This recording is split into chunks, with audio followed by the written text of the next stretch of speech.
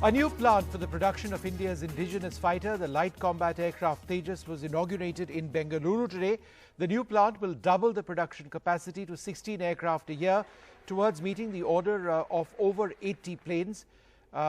Let's bring you a couple of reactions which have come in as well from the Defence Minister Rajnath Singh. My colleague Maya Sharma also has the details.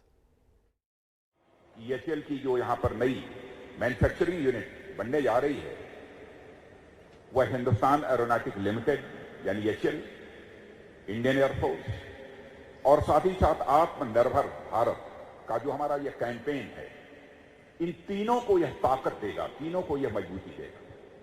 मेरा यह पूरा विश्वास है। A new manufacturing plant has been set up and Rajnath Singh, India's defence minister, here to inaugurate that plant. This new plant will actually double the production capacity of the LCA from 80 a year to 16 a year. The Air Force, of course, has given a major order of over 80 new aircraft which will be delivered over the years to come. And this new plant will be adding to the augmentation, will be adding to the capacity of the production of the LCA. The trainer aircraft in particular will be made here, will be manufactured here as well. The formal inauguration of this new plant for making LCA HAL.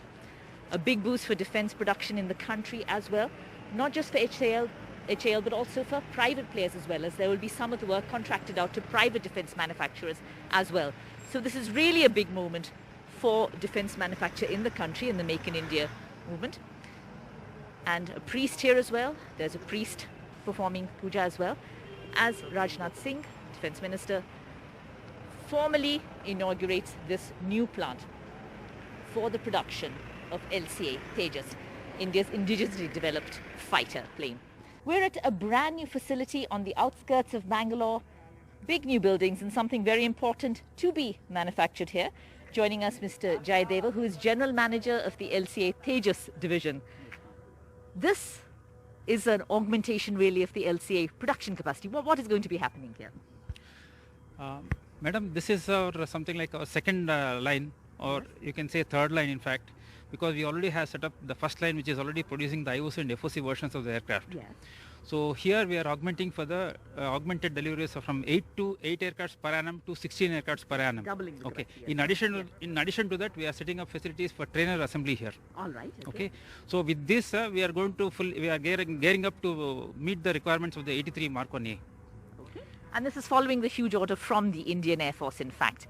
Yes, madam. We are getting a huge order for 83 Mark 1A aircraft. Yes. All right. Yes. And how long will it take to finish that order then? You're talking about 16 aircraft a year now? Yeah, 16 aircraft a year. That means approximately around 5 years, after 2.5 to 3 years from now onwards, okay, we are going to produce at the rate of 16 per annum. Wow. So we are expecting to finish all the 83 in around 5 years. We are hoping we'll finish it in less than 5 years. Great. After 3 years. After 3 years itself, yes. Yes. Now, of course, this is a huge boost for defence production in India, part of the Make in India movement. It's a massive boost for HAL in particular as well. What does it mean in terms of income, in terms of revenue for HAL? Revenue, as you already known, it's around 48. The new stream of revenue is around 48,000 crores for the 83 Mark 1A. Yes.